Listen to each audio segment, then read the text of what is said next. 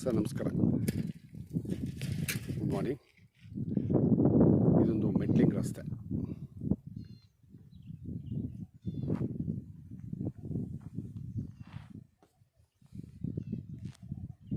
ಈ ಒಂದು ರಸ್ತೆಗೆ ಅಂಟ್ಕೊಂಡಂಗಿರ್ತಕ್ಕಂಥ ಈ ಒಂದು ಆಸ್ತಿ ಏನು ಉಳುಮೆ ಮಾಡದೆ ಹಂಗೆ ಇಟ್ಕೊಂಡಿದ್ದಾರೆ ಈ ಲ್ಯಾಂಡು.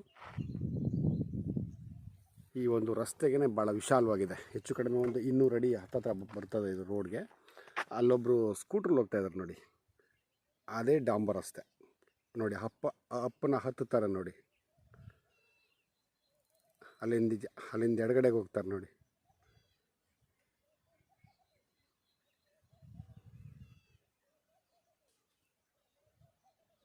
ನೋಡಿ ಅದೇ ಡಾಂಬರ್ ರಸ್ತೆ. ಅಲ್ಲಿಂದ ಎಡಗಡೆಗೆ ಹೋದರೆ ಹಳ್ಳಿ ಸಿಗುತ್ತೆ, ಅಲ್ಲಿಂದ ರೈಟ್ಗೆ ಹೋದರೆ ನೋಡಿ ಯಳಂದೂರ್ಗೆ ಹೋಗುತ್ತೆ. ಸೊ ಇದು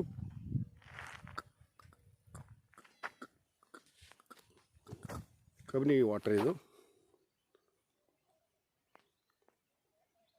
ಈ ಒಂದು ಕಬಿನಿ ವಾಟ್ರು ಈ ಜಮೀನಿನ ಪಕ್ಕದಲ್ಲೇ ಹೋದರೂ ಕೂಡ ಈ ನೀರು ಇದಕ್ಕೆ ಆ್ಯಡ್ ಆಗಲ್ಲ.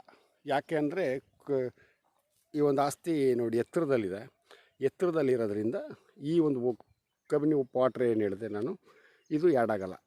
ಆಲ್ಮೋಸ್ಟ್ ಈ ಗ್ರಾಮದಲ್ಲಿ ಒಂದು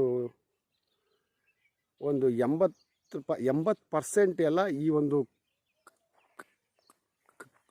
ನೋಡಿ ಒಂದು ಕಬಿನಿ ವಾಟ್ರ್ ಏನಿದೆಯೋ ಈ ವಾಟ್ರಿಗೆ ನೋಡಿರ್ತಕ್ಕಂಥ ಆಸ್ತಿಗಳು. ಇನ್ನೊಂದು 20% ಇದನ್ನು ಹೊರತುಪಡಿಸಿ ಇರ್ತಕ್ಕಂಥ ಆಸ್ತಿಗಳು. ಯಾಕೆ ಹಂಗೆ ಅಂತಂತಂದರೆ ಸ್ವಲ್ಪ ಎತ್ತರ ಪ್ರದೇಶದಲ್ಲಿ ಇರೋದ್ರಿಂದ ಈ ಒಂದು ಆಸ್ತಿಗಳು ಈ ಒಂದು ಕಬಿನಿ ವಾಟ್ರು ಇದಕ್ಕೆ ಆ್ಯಡ್ ಆಗಲ್ಲ. ಆದರೆ ಇಲ್ಲಿ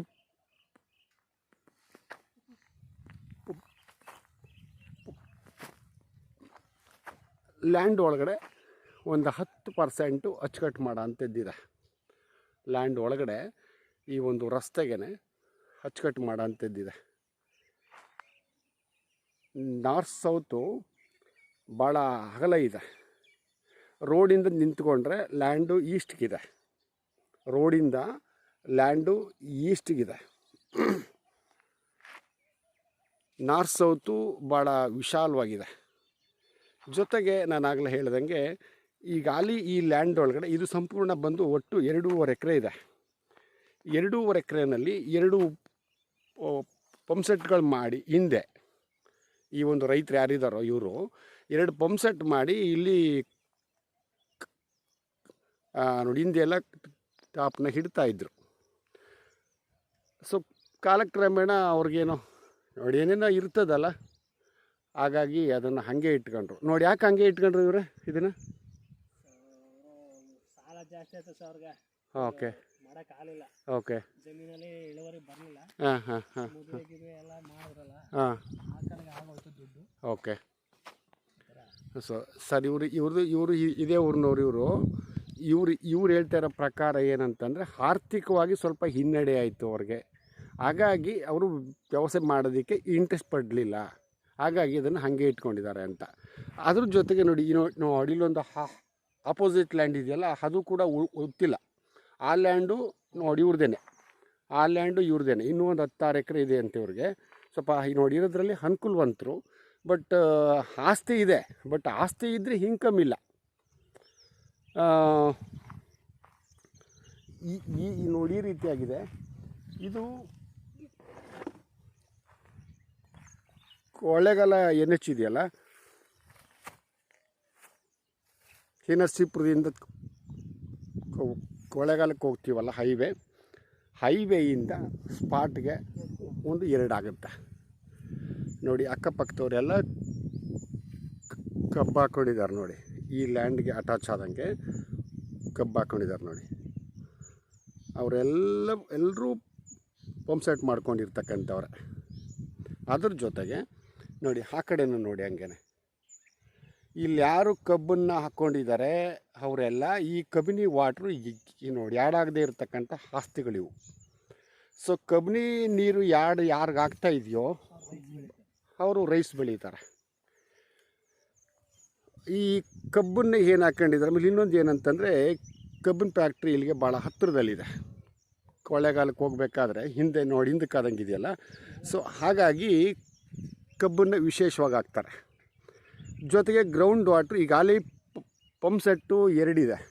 ಅಂದರೆ ನೋಡಿ ಹಿಂದೆಲ್ಲ ಓಡ್ತಿದ್ದದ್ದು ಈಗಾಗಲೇ ಸ್ಟಾಪ್ ಆಗಿದೆ. ಅದರಲ್ಲಿ ಒಂದು ಬೋರನ್ನು ಅವ್ರು ಇಟ್ಕೊಳ್ತಾರೆ. ಅಂದರೆ 2.5 ಎಕರೆನಲ್ಲಿ 20 ಕುಂಟೆನ ಒಂದು ಭಾಗಕ್ಕೆ ಇಟ್ಕೊಳ್ತಾರೆ. ಆ ಕಡೆಗೆ ಇಟ್ಕೋಬೋದು ಅಥವಾ ಈ ಕಡೆಗೆ ಇಟ್ಕೋಬೋದು. ಅದರಲ್ಲಿ ಒಂದು ಬೋರು ಆ ಕಡೆಗೆ ಆಗುತ್ತೆ, ಇನ್ನೊಂದು ನಿಮ್ಗೆ ಉಳ್ಕೊಳುತ್ತೆ. ಅಂದರೆ ನೋಡಿ ನೋಡಿ ನೋಡಿ ಯಾರಿಗಾಗುತ್ತೋ ಆಸ್ತಿ ಅವ್ರಿಗೆ ಉಳ್ಕೊಳ್ಳುತ್ತೆ. ಆಯಿತಾ.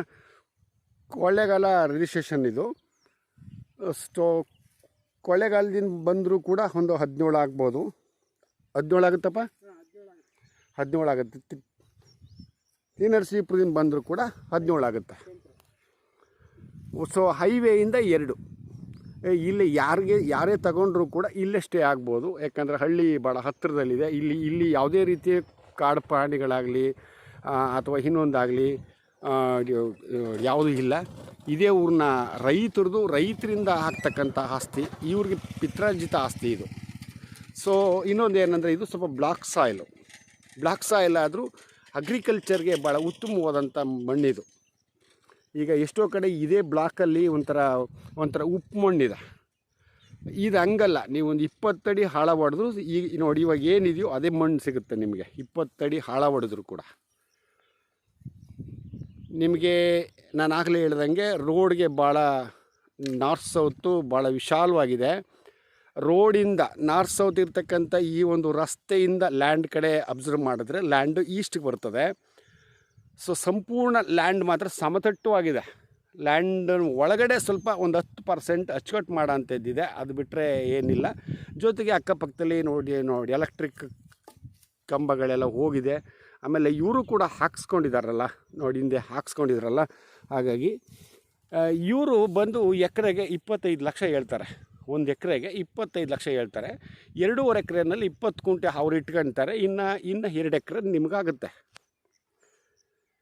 25 ಲಕ್ಷ ಹೇಳ್ತಾರೆ. ಒಂದು ಸ್ವಲ್ಪ ಹೆಚ್ಚು ಕಡಿಮೆ ಆಗುತ್ತೆ ಅಂತ ಅಂದ್ಬಿಟ್ಟು ಇದು ಮಾಡೋಣ ಅಂತೇಳಿ ಹೇಳಿದ್ದಾರೆ.